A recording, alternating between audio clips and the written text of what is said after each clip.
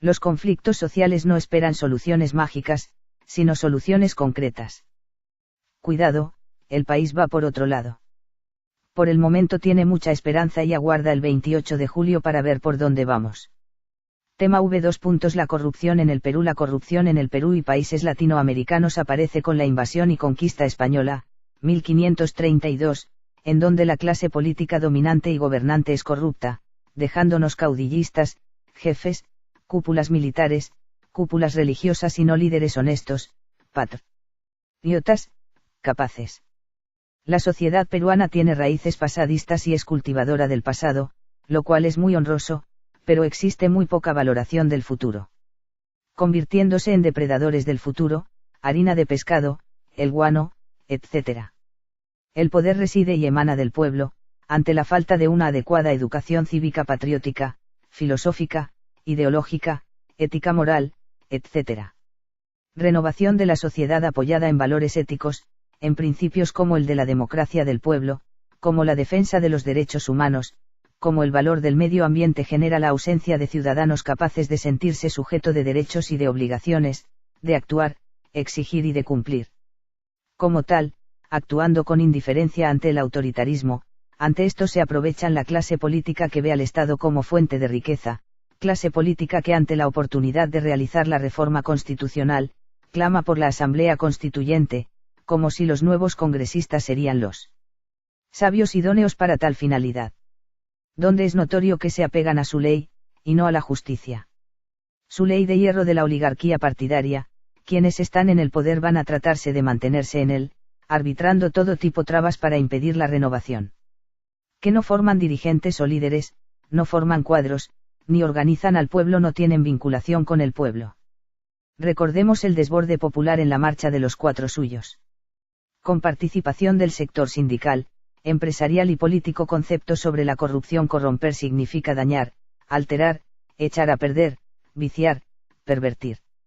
Cambiar el propósito originario de una cosa, que deviene en algo negativamente considerado por la moral social. Siguiendo ese sentido la definición actual, generalizada entre los expertos en la materia, la corrupción es el uso de la posición y el poder públicos para fines ilegítimos, inmorales, ilegales o diferentes a lo formalmente establecido.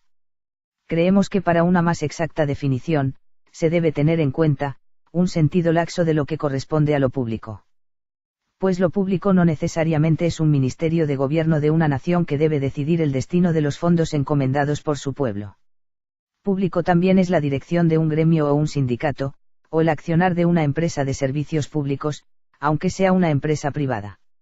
Es decir, todas aquellas funciones y estructuras que tienen que ver con lo público y la política.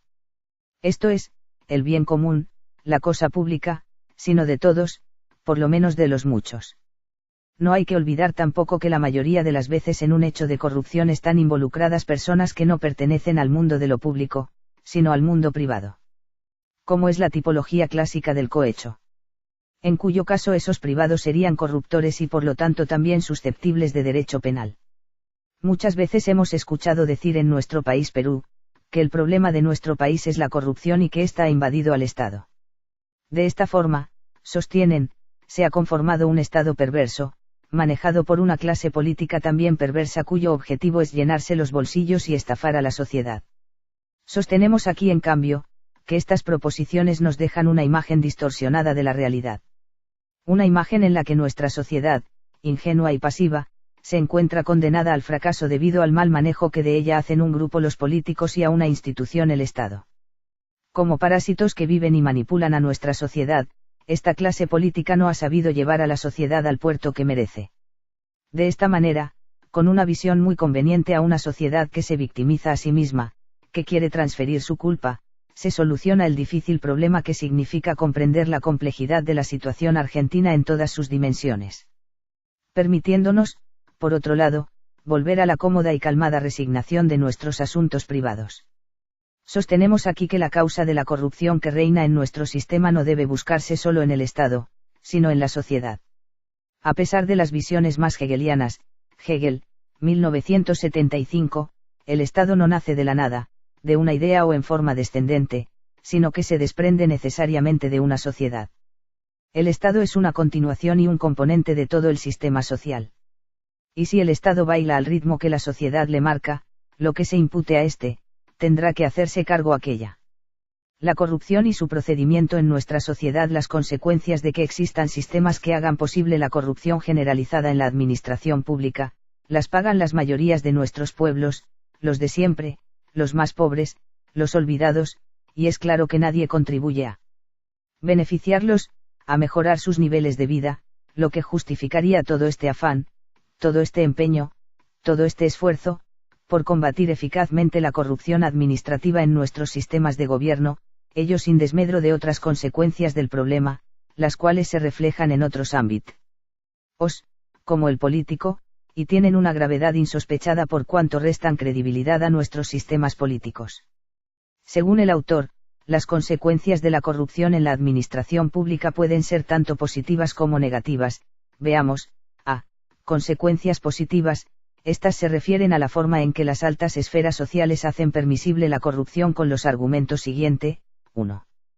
Que desde el punto de vista administrativo la esperanza de una suma extra, otorgada por los interesados en el rápido despacho de un expediente, impulsa al empleado público a trabajar con ahínco, diligencia y prontitud, simplificando trámites, minimizando las regulaciones e incluso dedicándole horas extraordinarias al trabajo. 2. Que las partidas de dinero envueltas en el soborno son una especie de sobresueldo a favor de servidores del Estado injustamente pagados. 3. Que ese sobresueldo informal favorece la actividad económica de conformidad con el principio de las demandas inducidas. 4. Que desde ese punto de vista de la libre empresa el acto corrupto constituye un ahorro que le aporta capital a inversionistas potenciales. 5. Que enriquecimiento al vapor, aunque ilícito, es un modo de penetrar y ampliar, en los países en procesos de desarrollo, el círculo estrecho que encierra a la rancia oligarquía, activando en consecuencia la movilidad social. B. Consecuencias negativas. En estas se considera a la corrupción como perniciosa y elemento desintegrante de la sociedad. La corrupción administrativa pone en peligro la seguridad ciudadana y atenta contra la salud de la nación y naturalmente afecta a la propia seguridad nacional. Cuando a las manos de ciudadanos sin responsabilidades públicas, llega un expediente de una denuncia de corrupción en la que una cantidad de canales de riego no fueron construidos pero fueron pagados a los supuestos constructores, en realidad está sucediendo no solo que se violó la ley ni que el Estado perdió una cantidad más o menos importantes de recursos, sino, sobre todo, que una cantidad importante de hombres y mujeres de nuestros campos se han quedado esperando esas obras para cultivar y cosechar sus pequeños sembradíos y con su producto prorrogar pobremente sus pobres vidas y las de sus familias. La investigación criminal. El fenómeno de la corrupción o enriquecimiento ilícito en la administración pública peruana ha alcanzado dimensiones desproporcionadas producto de una voluntad política permisiva ante la depredación del erario público y la ineficacia de nuestra legislación para sanción. Argón a los funcionarios que en el ejercicio de sus funciones se enriquecen ilícitamente. Son muy escasos los funcionarios que ejercen un cargo público y al término del mismo no sean ya millonarios, creando de esta forma un negativo precedente para las futuras generaciones, y socavando la moral de todo un pueblo que flaquea en la consistencia necesaria para mantener la lucha contra la corrupción. Para Robert Klitgar, la corrupción ha sido a veces atribuida a la continuación del sistema de patronazgo explotador existente en las sociedades tradicionales.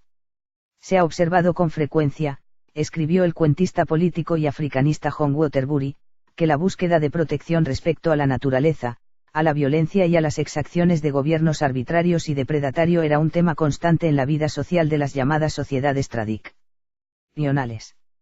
En los gobiernos corruptos que pueden encontrarse hoy en muchos países, los pobres del tercer mundo pueden haber intercambiado una forma de vulnerabilidad por otra. Por varias razones de tipo cultural e histórico, entonces las sociedades difieren en sus tradiciones, costumbres, normas de conducta. Estas diferencias, a su vez, pueden dar cuentas de los diferentes grados y tipos de corrupción que se encuentran a través de los países. Veamos ahora qué pasa con la corrupción en nuestras democracias latinoamericanas. Un factor crucial para entender nuestros regímenes de gobierno es que estos no son una construcción sui generis sino un trasplante, en donde el órgano ha generado particulares formas de adaptación al cuerpo social. Esta forma de gobierno, que podemos llamar democracia moderna o poliarquía y ha tenido su origen en el cuadrante noroccidental del planeta, ha cobrado en nuestros países una forma muy distinta que creemos merecedora de un análisis específico, que ya ha comenzado, por parte de la ciencia política. La única institución comparable con las democracias del primer mundo son las elecciones.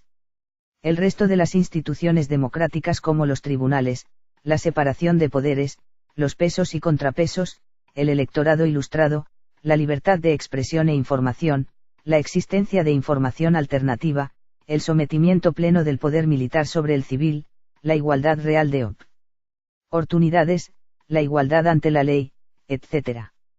Están ausentes o sumamente deterioradas. Existen dos tipos de instituciones, las formales y las informales. En nuestras democracias la brecha entre estas instituciones formales que guían la conducta y la conducta real de los individuos es demasiado grande. Estas prácticas informales, separadas de lo que en realidad debería ser, van progresivamente dejando de ser prácticas aisladas, desviaciones ínfimas a la regla, para transformarse poco a poco en instituciones informales de uso cada vez más generalizado. Análisis sobre la corrupción a nivel nacional es un fenómeno extendido y común en nuestro país debido a la ausencia de mecanismos de control interno adecuados, por el sometimiento al poder político que históricamente ha existido en la institución así como por la ausencia de mecanismos de control ciudadano de los funcionarios judiciales. Por ello, se realizó un análisis aproximativo de la corrupción en el Poder Judicial en la perspectiva de los factores antes señalados. El Perú es quizá uno de los países que mejor ilustra, durante la década de los 90, el indicado movimiento sucesivo de apertura y clausura en el ámbito jurisdiccional, de esperanza de cambio y realidad retardataria en el terreno de las estructuras judiciales.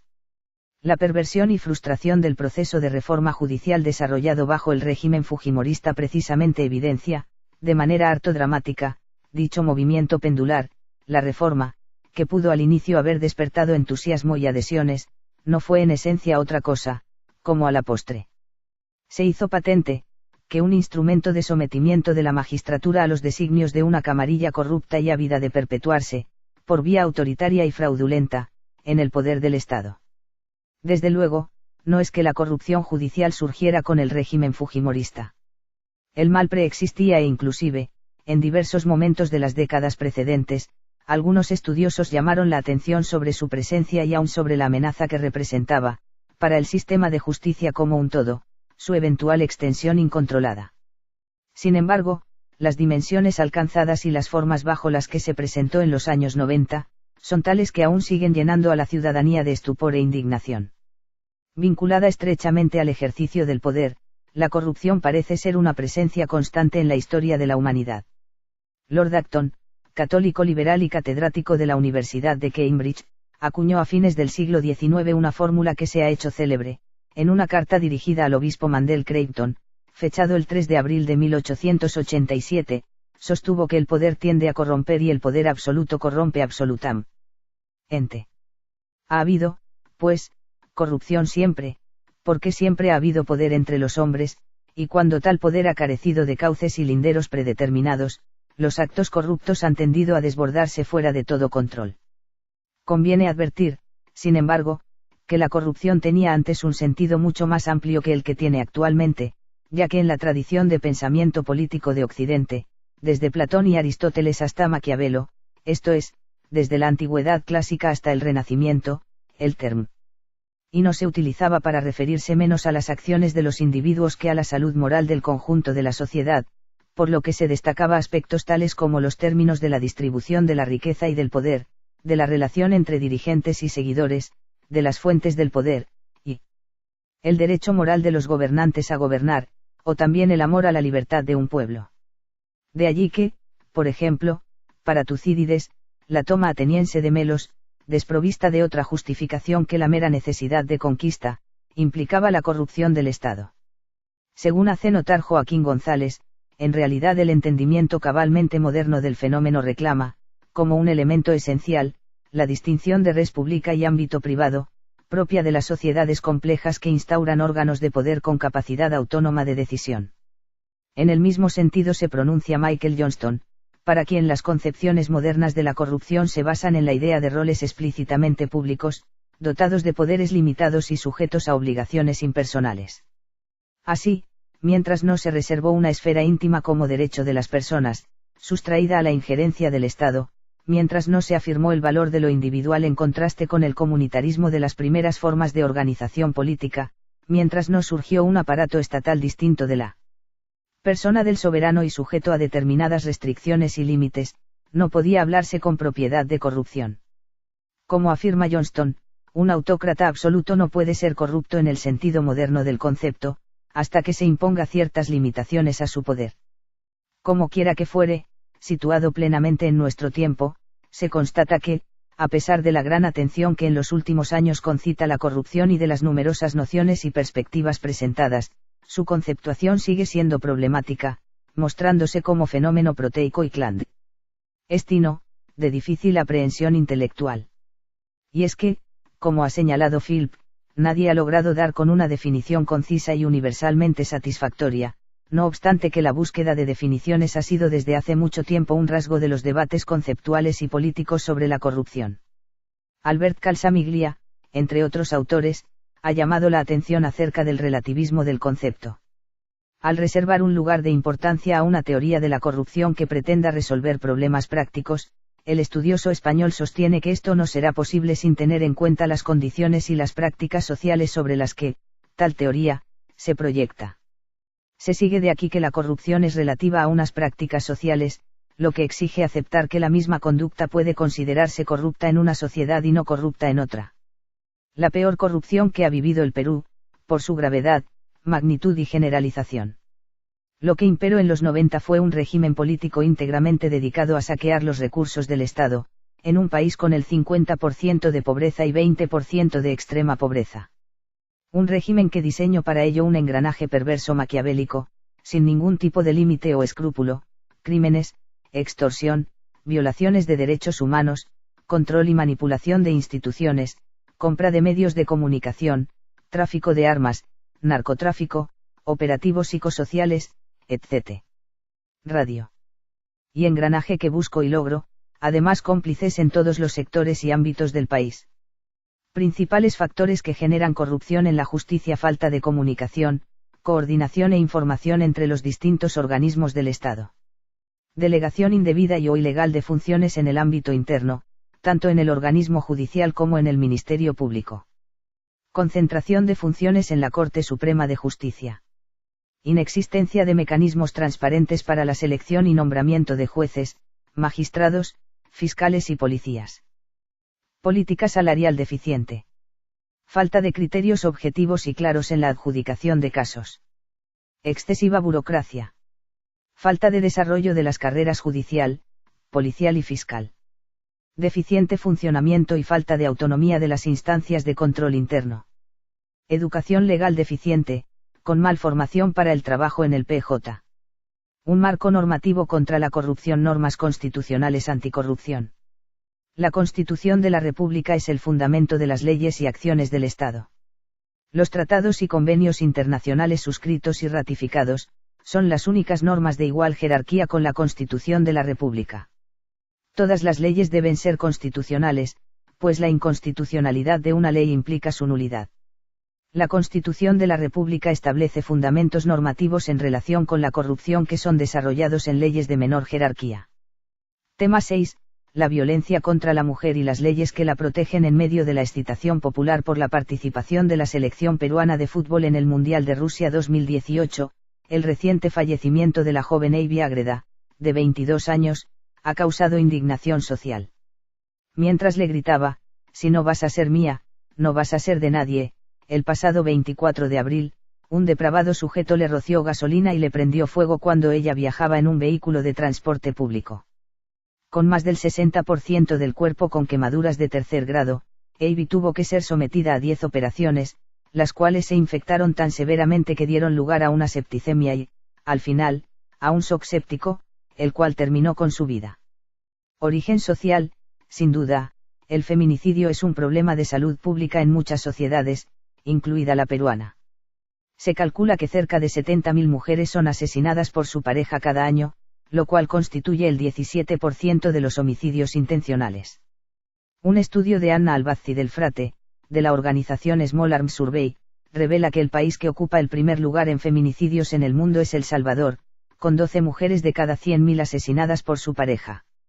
En América, el segundo lugar lo ocupa Honduras, y luego están Guatemala, Venezuela, Colombia, Brasil, México, Estados Unidos, Argentina y el Perú, una mujer asesinada de cada 100.000. Sociólogos y trabajadores sociales, quienes evalúan estos casos como un problema social, coinciden en que la principal causa de violencia doméstica y feminicidio es el machismo. Este ha sido definido por la psicóloga Julia Perilla como el conjunto de expectativas que tienen los hombres que viven en una cultura, en la que ellos ejercen poder, dominancia, control y superioridad sobre las mujeres. En esa definición, la palabra clave es cultura, la que se entiende como el conjunto de creencias, comportamientos y otras características que son comunes a los miembros de un determinado grupo o sociedad.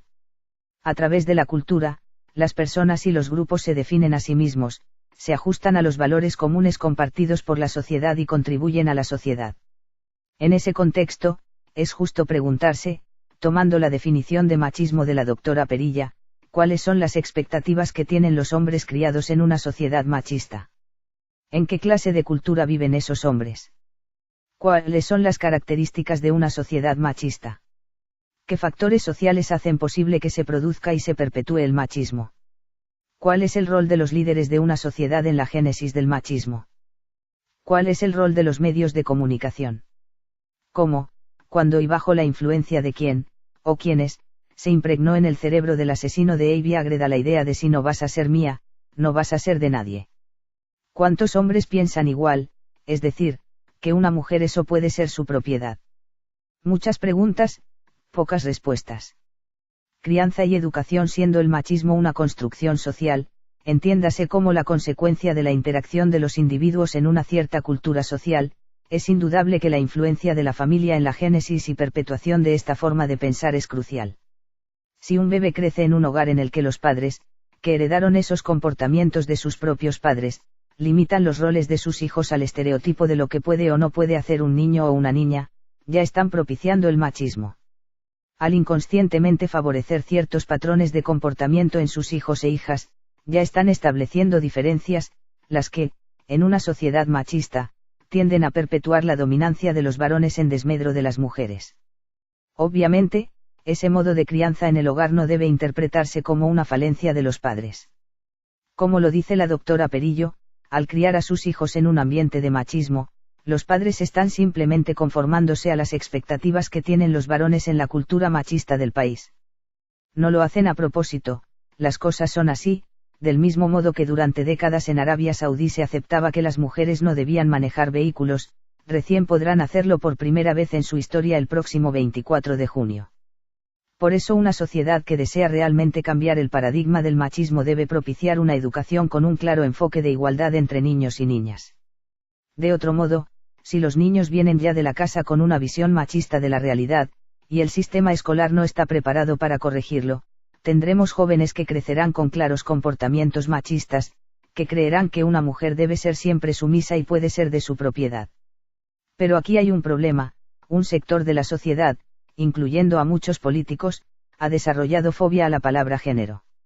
Al escucharla, se crispan, se defienden e inmediatamente demuestran un marcado estrés.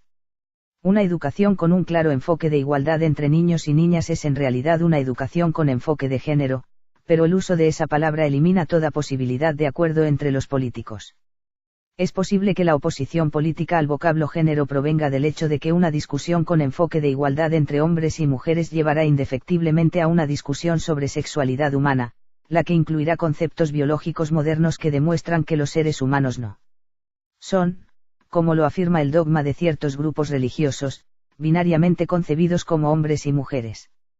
Ese conocimiento moderno de la sexualidad es denominado por ciertos sectores como ideología de género.